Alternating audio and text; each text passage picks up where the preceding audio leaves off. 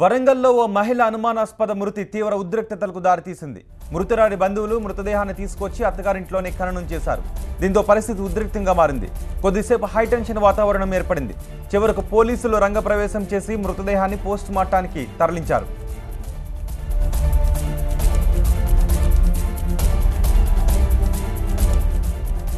వరంగల్ జిల్లా సోమవారం గ్రామానికి చెందిన రాధికకు ఏనుమాముల గ్రామానికి చెందిన విజయ్ కుమార్తో 9 ఏళ్ల క్రితం వివాహం జరిగింది.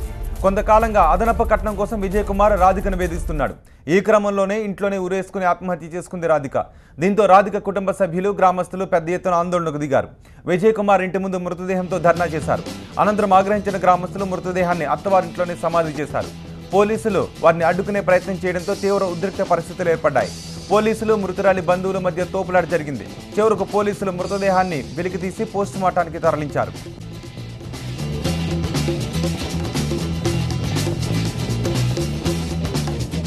బిడ్డను కొట్టి చంపి మళ్ళీ గోపితాడుతో ఉరిపెట్టి చిత్రహింసలు పెట్టి చంపి గోపితాడుతో ఉరిపెట్టి తల్లి కొడుకు బిడ్డలు కూడా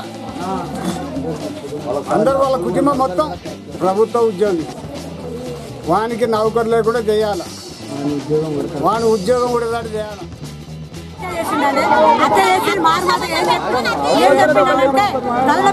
పడుకొని చనిపోయిందండి. మాకు అంతవరకు మాకు చెప్పిండు. అంత కానిస్టేబుల్ వచ్చిన తర్వాత ఏం చెప్పిందంటే ఉరి పెట్టుకుందని చెప్పిండు. వాళ్ళ అక్కకేమో 3:30 ఫోన్ చేసి చెప్పిండు. వాళ్ళ అక్క వచ్చేమో 3:30 నాకు మా తమ్ముడు ఫోన్ చేసిందని చెప్తే అతనేమో నాకు 4 గంటలు తెలిసినాడు. అక్క వాడు చెప్పండి వాళ్ళ అక్కకి ఎట్లా ఫోన్ చేసి తెలుస్తుంది? వాడు చెప్తానే కదా వాళ్ళ అక్క ఫోన్ చేసేది. వాడు రావాలి, మన తల్లి రావాలి, పిల్లలకు న్యాయం జరగాలంటే కలెక్టర్ మాకు రావాలి. పోలీసుల వల్ల మాకు జరిగే న్యాయం ఏమి లేదు.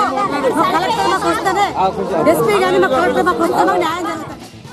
2 రోజుల నుంచి అన్నం నీళ్లు లేక ఇక్కడ ఉంటాము. ఏం న్యాయం జరుగుతలేదు. పోలీసు వాళ్ళు అటు ఇటు చేసి మొత్తం పోస్ట్ మార్టం చేసి తీసుకొచ్చి అంత కూడా రావాలి. కలెక్టర్ ఇక్కడ దిగాలి, మాకు న్యాయం జరగాలి అంతే.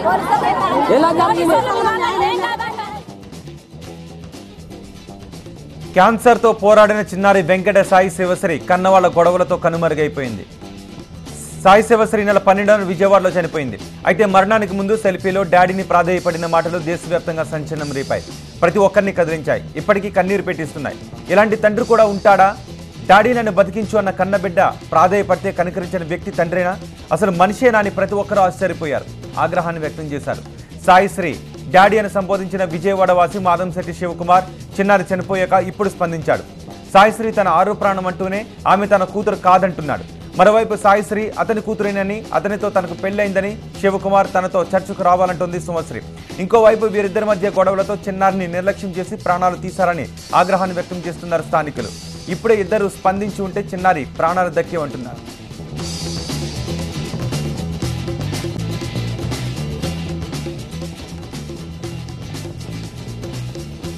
స్వాతి నరేష్ల ప్రేమ కథలో ట్విస్ట్ పరంపర ఇంకా కొనసాగుతూనే ఉంది. ఓవైపు వీడియో ఆడియో సంభాషణలు కేసులో కీలకం కాగా, మరోవైపు నరేష్తో ఉన్న తెల్ల చొక్కా వ్యక్తి ఎవరు అన్నది మిస్టరీగా మారింది. అతనే కేసుకు కీలకమని పోలీసులు భావిస్తున్నారు. అయితే అతను ఎవరు? హత్య జరిగిన రోజు నరేష్తో ఎందుకున్నాడు? ఆ తర్వాత ఎక్కడికి పారిపోయాడు అన్నది అంతుపట్టకుండా మారింది.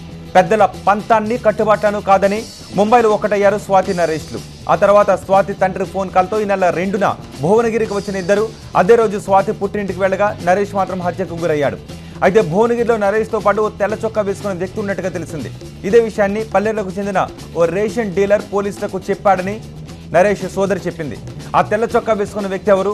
అతను దొరికితేనే ఈ కేసులో మరింత క్లారిటీ వచ్చే ఛాన్స్ ఉంది. మరోవైపు స్వాతి వీడియో ఆడియో టేప్లు కేసు మొత్తాన్ని మరో మలుపు తిప్పాయి. అసలు స్వాతిది ఆత్మహత్యనా లేక పథకం ప్రకారం జరిగిన హత్య అన్న అనుమానాలు రేకెత్తించాయి. స్వాతి సెల్ఫీ వీడియోకు సంబంధించి ఫోరెన్సిక్ ల్యాబ్ ఇచ్చే నివేదికే ఇప్పుడు కీలకంగా మారింది.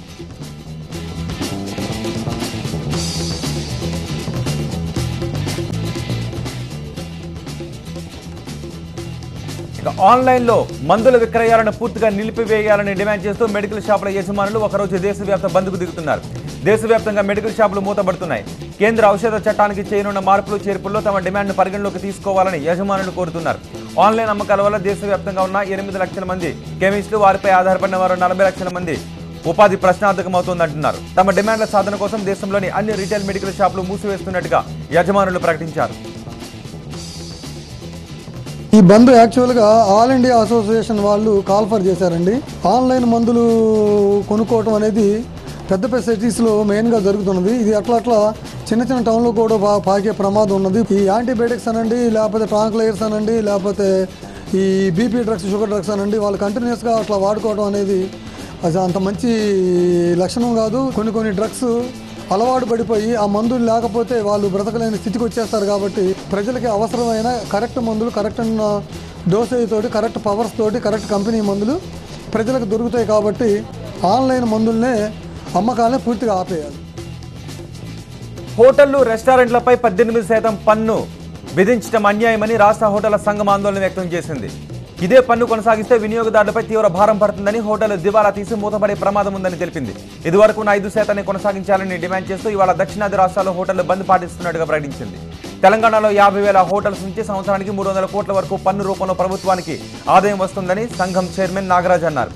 రాష్ట్రంలో హోటళ్ల పరిశ్రమ ద్వారా లక్షలాది మంది ఉపాధి పొందుతున్నారన్నారు. జూన్ 1న ఢిల్లీలో జంతర్ మంతర్ దగ్గర ధర్నా నిర్వహిస్తున్నట్టుగా తెలిపారు. All India hotels association, south India hotels association విజ్ఞప్తి మేరకు Telangana hotels association, Hyderabad hotels association బంద్కు మద్దతు ఇవ్వడం జరుగుతుంది. జీఎస్టీ టాక్సేషన్ విధానం గురించి చాలాసార్లు కేంద్ర ప్రభుత్వానికి, రాష్ట్ర ప్రభుత్వానికి వినతి పత్రం సమర్పించడం జరిగింది. 18% ట్యాక్స్ అనేది విధించడం వల్ల, స్టార్ హోటల్స్కి కూడా 28% ట్యాక్స్ అనేది విధించడం వల్ల అటు టూరిజానికి, ఇటు సామాన్య ప్రజలకి 2 రకాలుగా దెబ్బ తగులుతుంది అనే భయంతోనే బంద్ పిలుపునివ్వడం. తెలంగాణలో కొత్త సమస్య మొదలైంది. బెల్లం దొరకడం లేదు. హిందూ సంప్రదాయం ప్రకారం పెళ్లంటే నెత్తి మీద జీలకర్ర, బెల్లం పెట్టాలి. అయితే ఇప్పుడు జీలకర్ర దొరుకుతోంది, కానీ బెల్లం మాత్రం దొరకడం లేదు. దీంతో పెళ్లిళ్లు వాయిదా వేసుకోవాల్సిన పరిస్థితులు ఏర్పడుతున్నాయి. వినడానికి కాస్త అతిశయోక్తిగా అనిపించవచ్చు, కానీ ఇప్పుడు జరుగుతోంది మాత్రం ఇదే. ఎందుకంటే ఎక్సైజ్ శాఖ కొత్త నిబంధనల కారణంగా బెల్లం వ్యాపారులు అమ్మడానికి భయపడుతున్నారు.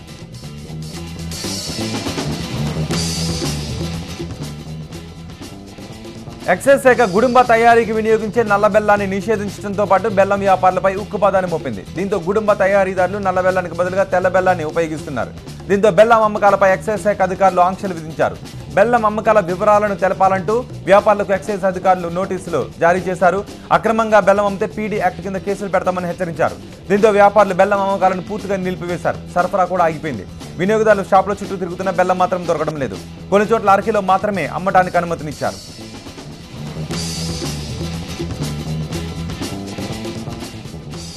పెళ్లిళ్లకు అవసరమైన 100 గ్రాముల బెల్లం దొరకడం కష్టంగా మారింది. పెళ్లి ముహూర్తం సమయంలో జీలకర్ర, బెల్లం తలపై పెట్టడం ఆనవాయితీ. వచ్చే నెల 20 వరకు పెళ్లి ముహూర్తాలు ఉన్నాయి. పెళ్లికి దుస్తులు, బంగారం కొనడం ఒక ఎత్తు అయితే బెల్లం కొనడం సమస్యగా మారింది. పెళ్లి కోసం ఇతర ప్రాంతాల నుంచి బెల్లం తెప్పించుకుంటున్నారు. రోజువారీ అవసరాలకు బెల్లం బదులుగా చక్కెరను ఉపయోగిస్తున్నారు. మార్కెట్లో బెల్లం దొరకకపోవడంతో అరిసెలు వంటి పిండి వంటల ధరలు పెరిగిపోయాయి. నిన్న మొన్నటి వరకు కిలో 120 రూపాయలు ఉండే అరిసెల ధర ఇప్పుడు 250 రూపాయలకు పెరిగింది. తీపి కష్టాల సామాన్యులకే కాదు, దేవుళ్లకు కూడా తప్పడం లేదు. ఎల్లమ్మ వంటి గ్రామ దేవతలు బొండరాయి పండుగ జాతరలలో బెల్లంతో తయారు చేసిన పరమాన్నాన్ని నైవేద్యంగా పెడతారు. అయితే ఇప్పుడు బెల్లం దొరకకపోవడంతో పరమాన్నం నైవేద్యంగా పెట్టడం లేదు. ఇటీవల జరిగిన హనుమాన్ జయంతిలో కూడా ఇదే జరిగింది. హనుమంతుడికి ప్రీతిపాత్రమైన బెల్లం పానకం నైవేద్యంగా పెట్టకుండా నామమాత్రంగానే పండుగను చేసుకోవాల్సి వచ్చిందని భక్తులు అంటున్నారు. రాష్ట్రాన్ని గుడుంబ రహిత రాష్ట్రంగా చేసే లక్ష్యంతో కొన్ని ప్రాంతాలలో బెల్లం అమ్మకాలపై నిషేధం విధించిన మాట వాస్తవమేనని ఎక్సైజ్ అధికారులు అంటున్నారు. అవసరమైతే వారు ఆధార్ కార్డులతో వెళ్తే బెల్లం అమ్ముతారంటున్నారు. రాష్ట్రాన్ని గుడుంబ రహిత రాష్ట్రంగా చేసే ప్రయత్నాలకు సహకరించాలని ఎక్సైజ్ శాఖ అధికారులు కోరుతున్నారు. గుడుంబ తయారు చేయడానికి నల్ల బెల్లం ఎక్కడ కూడా లభించని పక్షంలో ఈ తయారుదారులు అక్కడక్కడ కొన్ని చోట్ల తెల్ల బెల్లాన్ని కూడా వాడుతున్న సందర్భంలో వాళ్లకు నోటీసులు కూడా ఇవ్వడం జరిగింది. 10, 20 కిలోలు, 50 కిలోలు తెచ్చి అమ్మిన సందర్భాలు ఉన్నాయి. అటువంటి వాళ్ళపైన కూడా వాళ్ళకు కూడా మేము నోటీసులు ఇచ్చి అంతకంటే ఎక్కువ అమ్మినట్లయితే చట్టరీత్యా మీ మీద కూడా చర్యలు తీసుకుంటామనేది కూడా చెప్పడం జరిగింది. కుటుంబాన్ని 3 జిల్లాలు, ఉమ్మడి జిల్లాలో ఎక్కడ కూడా నల్ల బెల్లము దొరకడం కానీ, సారా తయారు కావడం కానీ జరగదు. గడ్డిబాంబులు అక్రమంగా నిల్వ ఉంచిన 4 లక్షల రూపాయలు విలువ చేసి 81 బస్తాల నల్ల బెల్లాన్ని సీజ్ చేశారు పోలీసులు. మహబూబాబాద్ జిల్లా కుమ్మరికుంట్ల తండాలో కిరణ్ అనే వ్యక్తి గత కొంతకాలంగా బెల్లాన్ని అక్రమంగా రవాణా చేస్తున్నాడు. విషయం తెలుసుకున్న ఎక్సైజ్ సిబ్బంది దాడి చేసి బెల్లాన్ని స్వాధీనం చేసుకున్నారు. ఇద్దరిపై కేసు నమోదు చేశారు. పరారీలో ఉన్న నిందితులను అరెస్ట్ చేస్తామంటున్నారు. గడ్డిబాంబుల కింద దాదాపు 80 బ్యాగుల బెల్లం బస్తాలు ఇక్కడ నల్ల బెల్లం దాచిపెట్టారు వాళ్ళు. దీనికి సంబంధించిన వ్యక్తి కేలోతు కృష్ణ అని మా విచారణలో తేలింది, కేలోతు కిరణ్ అని మా విచారణలో తేలింది. తర్వాత భూమి యజమాని మీద కూడా మేము ఎంక్వైరీ చేసి వారి మీద కూడా చర్య తీసుకోవడం జరుగుతుంది. దాదాపు ఇప్పుడు 80 బ్యాగులు అంటే దాదాపు 40 క్వింటాలు. దీని విలువ సుమారు 4 లక్షల రూపాయల వరకు ఉంటుంది. సకాలంలో వర్షాలు కురవాలని, దేశం సుభిక్షంగా ఉండాలని కోరుకుంటూ తిరుమల క్షేత్రంలో కార్యరిష్ట యాగాన్ని నిర్వహిస్తున్నారు. కంచి కామకోటి పీఠాధిపతి పర్యవేక్షణలో 5 రోజుల పాటు యాగాన్ని నిర్వహిస్తోంది టీటీడీ. యాగంతో పాటు వరాహస్వామి ఆలయంలో వరుణ జపం, నాద నీరాజన వేదికపై అమృత వర్షిని గీతాలాపన, ఆస్థాన మండపంలో విరాట పర్వం పట్నం నిర్వహిస్తున్నట్టుగా తెలిపారు తిరుమల జేఈఓ శ్రీనివాసరాజు. ఇక తెలంగాణ రాష్ట్ర ఆవిర్భావ దినోత్సవ వేడుకలకు సికింద్రాబాద్ పరేడ్ గ్రౌండ్స్ ముస్తాబైంది. జూన్ 2న ప్రభుత్వం ఈ వేడుకను ఘనంగా నిర్వహించాలని నిర్ణయించింది. దీనికోసం అన్ని ఏర్పాట్లు పూర్తి చేశారు అధికారులు. ఈ నేపథ్యంలో పరేడ్ గ్రౌండ్స్ లో పోలీసులు రిహార్సల్స్ నిర్వహించారు. రిహార్సల్స్ లో వివిధ జిల్లాల నుంచి వచ్చిన బెటాలియన్లు పాల్గొన్నాయి. ఇక ఆంధ్రప్రదేశ్కు ప్రపంచ బ్యాంక్ రుణం మంజూరైంది. అందరికీ విద్యుత్ పథకం కోసం 1,54,000 కోట్ల రూపాయలు ఇవ్వనున్నట్టు ఆ బ్యాంకు ప్రకటించింది. ఈ ప్రాజెక్టు ద్వారా ఏపీలో విద్యుత్ రంగానికి అనేక విధాల ప్రయోజనం ఉంటుందని ప్రపంచ బ్యాంక్ ప్రతినిధి జునైద్ అహ్మద్ తెలిపారు. ట్రాన్స్మిషన్, డిస్ట్రిబ్యూషన్లో మౌలిక సదుపాయాలు మెరుగుపడతాయని చెప్పారు. సాంకేతిక సామర్థ్యం పెరిగి ఏపీ విద్యుత్ సంస్థలు ఆర్థికంగా బలపడతాయన్నారు. ఎంపిక చేసిన పట్టణాల్లో స్మార్ట్ గ్రిడ్లు ఏర్పాటు చేసుకోవాలని సూచించారు. ఏపీలో విద్యుత్కు భారీగా డిమాండ్ పెరుగుతోందన్నారు. డిమాండ్కు తగ్గట్టుగా విద్యుత్ పంపిణీ చేయడానికి పెట్టుబడులు అవసరమని స్పష్టం చేశారు. ఈ ప్రాజెక్టు ఏపీ వృద్ధికి ఊతమిస్తుందన్నారు.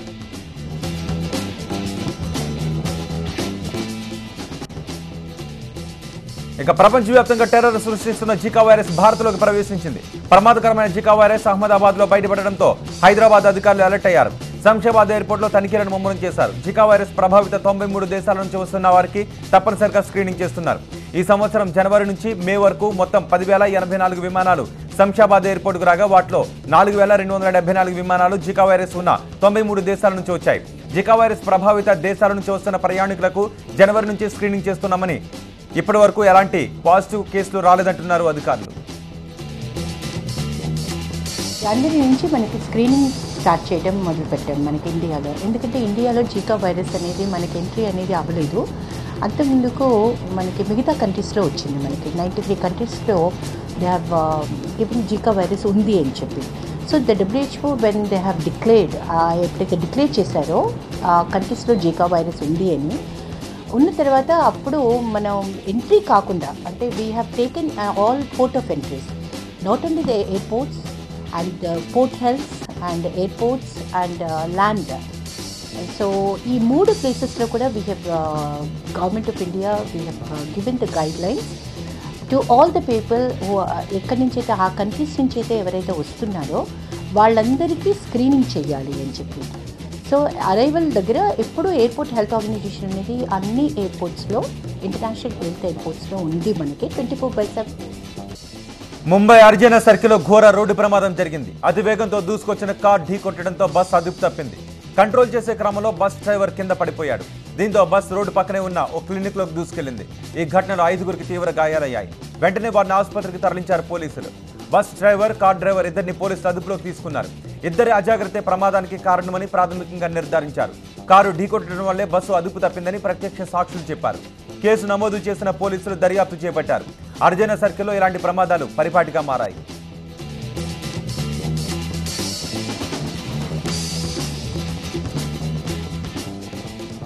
పశువధ నిషేధంపై దేశవ్యాప్తంగా తీవ్ర వ్యతిరేకత వ్యక్తమవుతోంది. పశువధపై బ్యాన్ను నిరసిస్తూ బెంగళూరులో వామపక్ష విద్యార్థి సంఘాలు బీఫ్ ఫెస్టివల్ ఉద్రిక్తతకు దారితీసింది. టౌన్ హాల్లో బీఫ్ ఫెస్టివల్ నిర్వహణకు ఏర్పాట్లు చేయడంతో ఏబీవీపీ, హిందూ సంఘాలు ర్యాలీగా అక్కడికి చేరుకున్నాయి. దీంతో వామపక్ష, ఏబీవీపీ విద్యార్థుల మధ్య ఘర్షణ చోటు చేసుకుంది. బీఫ్ ఫెస్టివల్కు వ్యతిరేకంగా ఏబీవీపీ విద్యార్థులు ఫెస్టివల్కు అనుమతిని నిరాకరించాలని వామపక్ష విద్యార్థులు ఆందోళనకు దిగారు. దీంతో 2 వర్గాల మధ్య ఘర్షణ తలెత్తింది. పోలీసులు రంగంలోకి దిగారు. విద్యార్థులను చెదరగొట్టి పలువురిని అదుపులోకి తీసుకున్నారు.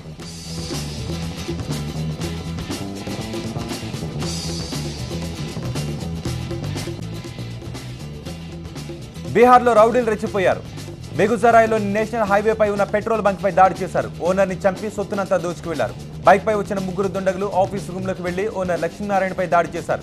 తుపాకీతో బెదిరించి దోపిడీకి యత్నించారు. అయితే లక్ష్మీనారాయణ ఎదురు తిరగడంతో రెచ్చిపోయిన రౌడీలు అతన్ని అక్కడికక్కడే కాల్చి చంపేశారు. తర్వాత పెట్రోల్ బంక్లో సొత్తునంతా దోచుకు వెళ్లారు. ఈ మర్డర్కు సంబంధించిన దృశ్యాలు మొత్తం సీసీ కెమెరాలో రికార్డ్ అయ్యాయి. ఈ వీడియో ఆధారంగా పోలీసులు దర్యాప్తు చేస్తున్నారు.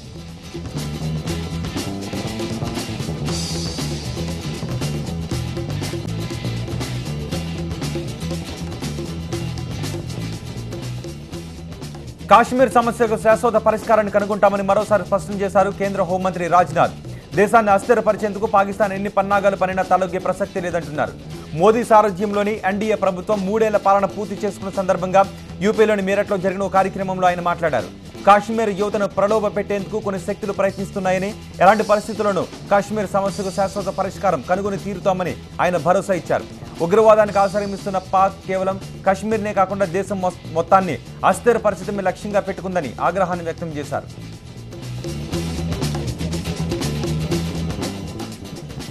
ప్రధాని మోదీ విదేశీ పర్యటన కొనసాగుతోంది. వారం రోజుల విదేశీ పర్యటనలో భాగంగా జర్మనీకి చేరుకున్నారు.